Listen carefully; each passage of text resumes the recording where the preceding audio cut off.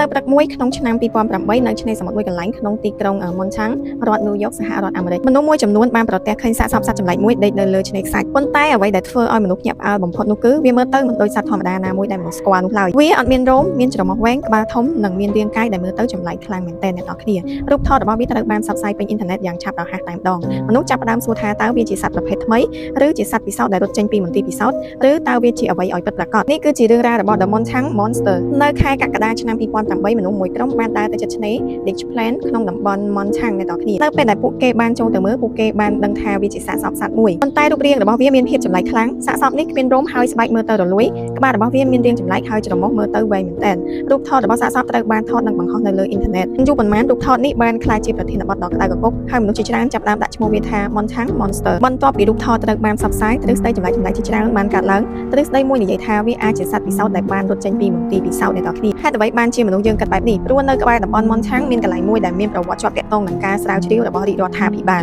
ហើយមានរឿងព្រេងអ៊ីនធឺណិតមួយឈ្មោះថា Montang Project ដែលអះអាងថាមានការពិសោធន៍សម្ងាត់ជាច្រើនបានកើតឡើងនៅតំបន់នេះដូច្នេះហើយមនុស្សមួយចំនួនបានភ្ជាប់សាកសពសត្វនេះទៅនឹងរឿងពិសោធន៍សម្ងាត់ប៉ុន្តែមិនមានភស្តុតាងដែលអាចបញ្ជាក់បានថា Montang Monster គឺជាសត្វពិសោធន៍នោះទេហើយនេះហើយគឺជាចំណុចសំខាន់អ្នកជំនាញនិងអ្នកសង្កេតការណ៍ជាច្រើនបានពិនិត្យមើលរូបថតការសន្និដ្ឋានមួយដែលលេចឡើងជាញឹកញាប់បំផុតនោះគឺវាអាចជាសត្វ Raccoon អ្នកនរគ្នា Raccoon គឺជាសត្វដែលមានជីវិតនៅតំបន់អាមេរិកខាងជើងប៉ុន្តែបញ្ហានោះគឺសាកសពនៅលើឆ្នេរនោះបានរលួយយ៉ាងខ្លាំងនៅពេលសត្វងាប់ហើយត្រូវបានទឹកសមុទ្រនិងព្រះអាទិត្យប៉ះពាល់រយៈពេលយូររោមអាចជ្រុះហើយស្បែកក៏អាចរលួយនិងសាច់អាចបាត់បង់ទម្រង់ធម្មតាជាលទ្ធផលសត្វដែលធ្លាប់មើលទៅធម្មតាអាចក្លាយជាសាកសពដែលមើលទៅដូចជាសត្វចម្លែកដូច្នោះដែរអ្នកខ្លះក៏បានលើកឡើងថាវាអាចជាសត្វផ្សេងទៀតដែលរលួយខ្លាំងប៉ុន្តែដោយសាររូបថតមិនអាចបញ្ជាក់ប្រភេទសត្វបានយ៉ាងច្បាស់អាចកំបាំងនៅតែបន្តអ្វីដែលធ្វើឲ្យ Montang Monster ល្បីខ្លាំងនោះគឺមិនមែនដោយសារតែសាកសពតែមួយនោះទេអ្នកនរគ្នាប៉ុន្តែដោយសារតែអ៊ីនធឺណិតនៅពេលរូបថតត្រូវបានចែករំលែកមនុស្សម្នាក់ៗបានបន្ថែមទ្រឹស្ដីរបស់ខ្លួនអ្នកខ្លះនិយាយថាជាសត្វចម្លែកអ្នកខ្លះនិយាយថាជាសត្វពិសោធន៍ហើយអ្នកខ្លះទៀតក៏និយាយថាវាជាសត្វដែលមិនទាន់ត្រូវបានរកឃើញនៅឡើយហើយនៅពេលដែលរឿងមួយមានរូបថតមនុស្សកាន់តែងាយជឿថាវាត្រូវតែជារឿងពិតប៉ុន្តែត្រឹមតែរូបថតមួយសន្លឹកមិនអាចប្រាប់យើងបានទាំងអស់នោះទេថាសាកសពនោះជាអ្វី